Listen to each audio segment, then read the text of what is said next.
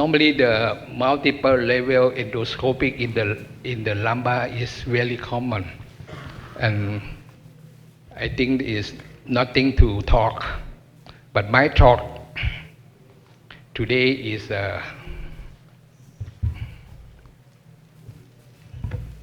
cannot. Okay, and it doesn't work.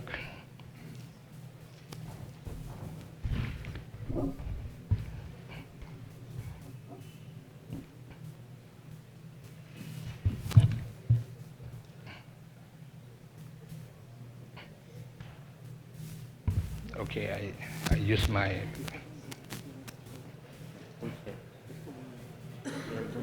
Okay, okay, one more time.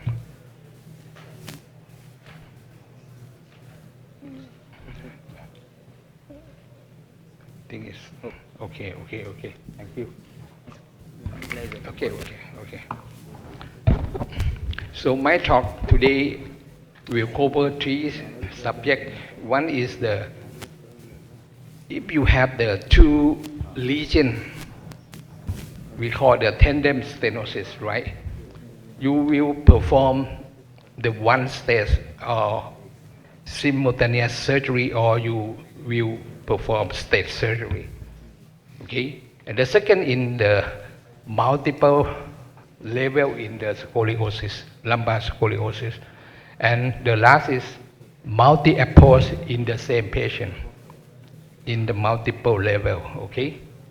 All of you know well tandem stenosis is the two distinct lesion stenosis of the spine. Common is cervical and lumbar is really common, but it's very rare in the cervical and thoracic. And also the thoracic and the lumbar normally is the cause of the lumbar surgery fail. If you perform lumbar and fail, look at the thoracic. Okay? And the last one is typical region spinal stenosis. It's very rare. Huh? I would like to ask you, in the case of the lumbar, the cervical and lumbar stenosis, which should be teased first or simultaneous? Simultaneous. Hand up. No. Two. Okay, 4. Okay, and this study show that this is a retrospective study, 47 cases, and they divide in two groups, lumbar first and the cervical first.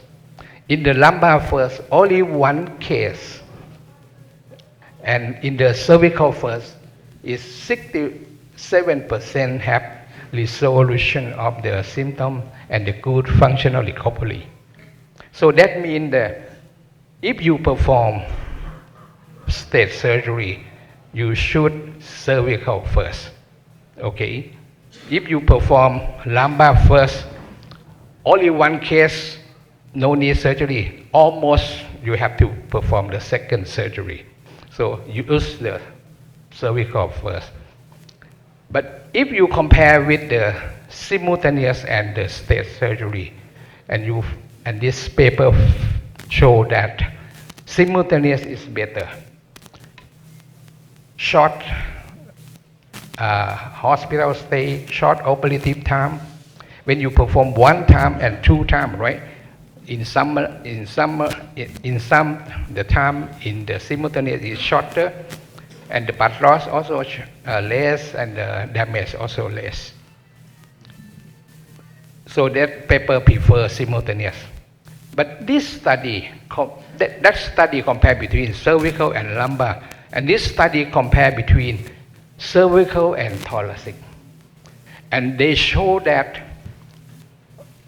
37.5% suffer instant neurological deterioration.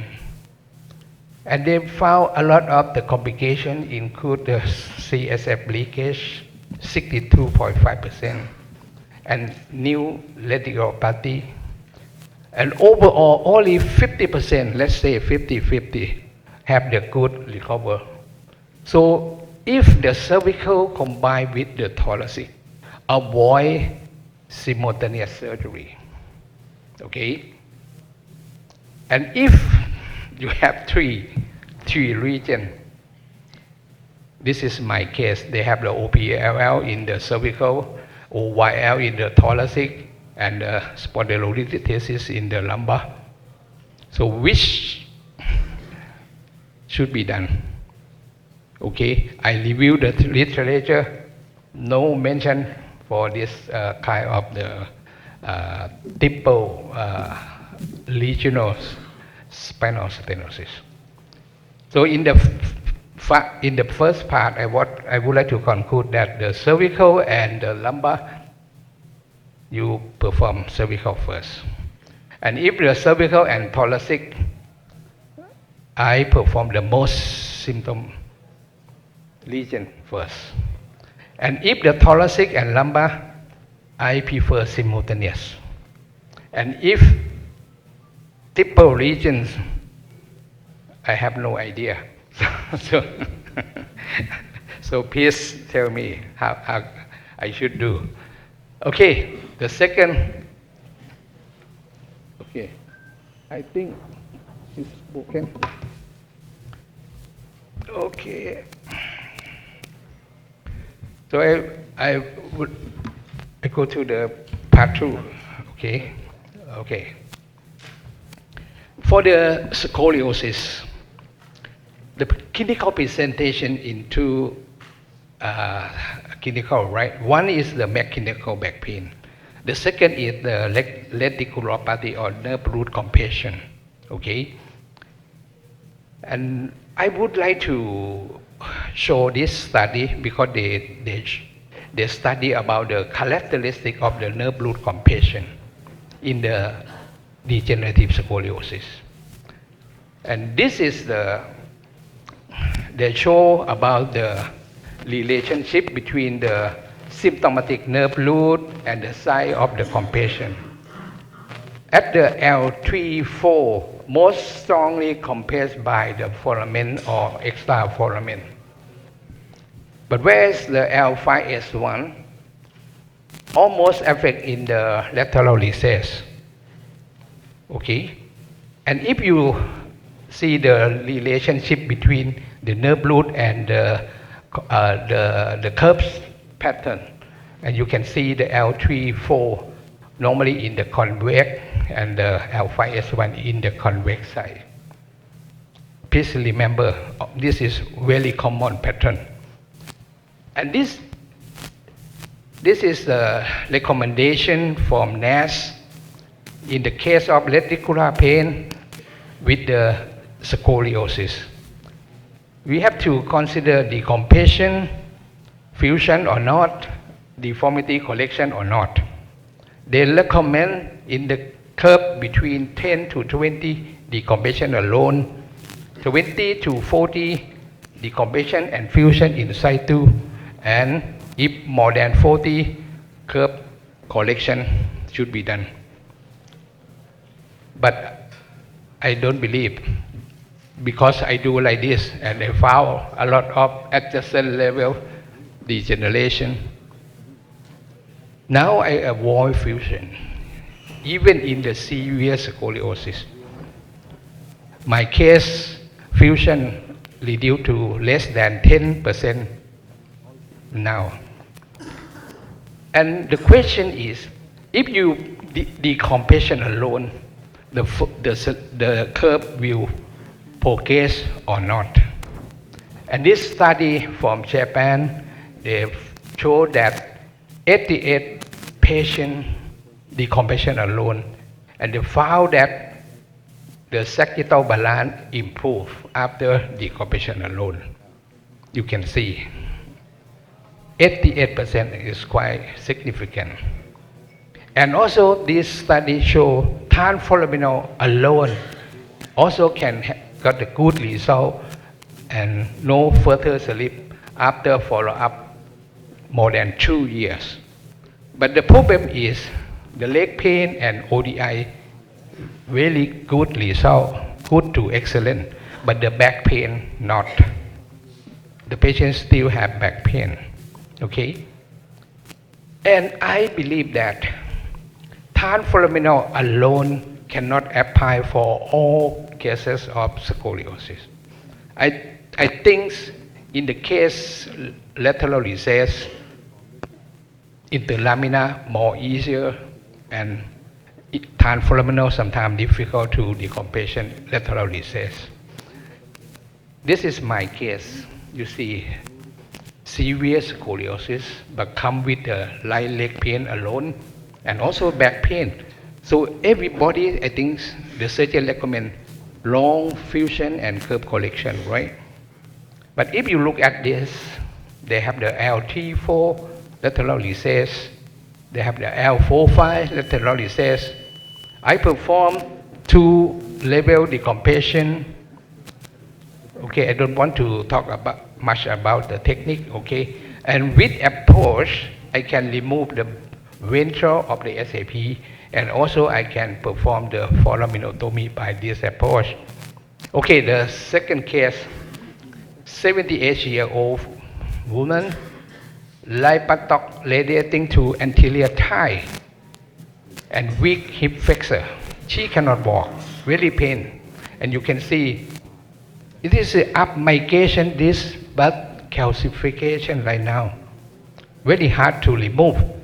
And also the patient have the L3-4 foraminal stenosis. So which approach you want to perform in this case?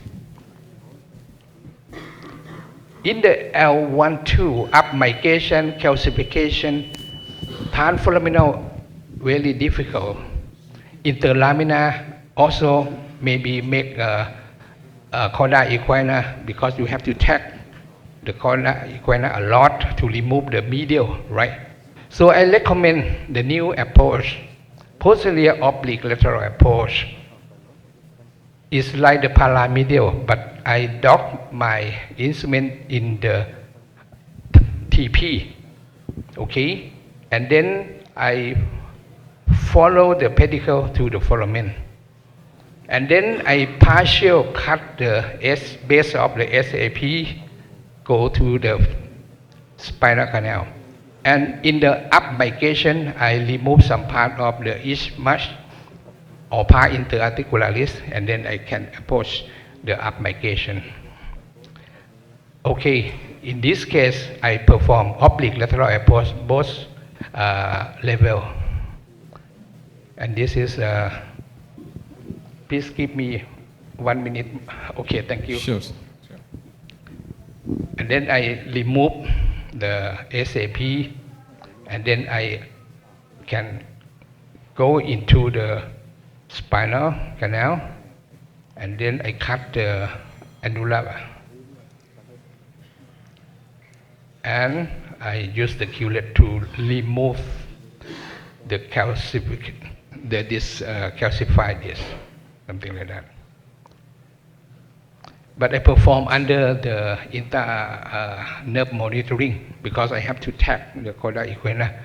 So after I remain some part in the medial, but I don't want to make completely, because it take risks. Okay, and this the patient after six months, she can walk right now really well. And the last is the 80 years old, L2, 3, and L4, 5. You see that? They have 3 levels. So you cannot use only one approach. You can use many approaches to solve this patient. She come with cannot walk, but now only one day she can raise the leg up. Okay, sorry. Okay, immediately. Huh? Okay. Another one is multiple level of back pain, and I shoot fusion, and the L4-5 I decompression alone. This is the highlight of my talk. The blood loss. Normally, you think the endoscope, the blood loss estimate allow 50, 20. It's not true. I studied the hematocrit drop and I found that one level ULBE, the hematocrit drop 3%. That means 1 unit of the blood. And if 2 level, they drop 5%. And if you perform endolip, it's about 8 to 10%. So keep in mind, MIS is not MIS. You cannot see the bleeding, but the bleeding all the time you perform. But it's washed out with the water. So keep in mind. Sir, please conclude. We are running short of time, please. This is the conclusion. Okay. Thank you so much.